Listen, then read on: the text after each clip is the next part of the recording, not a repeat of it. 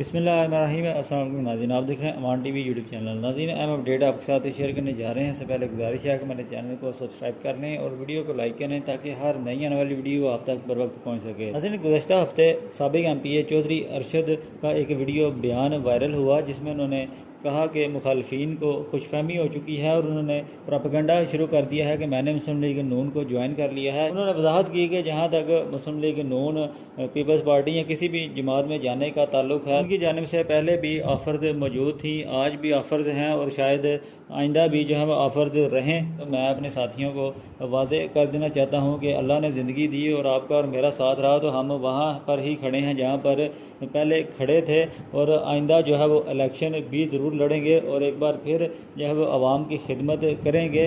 یہ ناظرین چودھری ارشد نے مسلم لیگ نون میں جانے کے حوالے سے انہوں نے یہ اس پروپیگنڈا کی جو ہے وہ تردید کی۔ ویڈیو تک کے لیے دیجیے اجازت، اللہ حافظ۔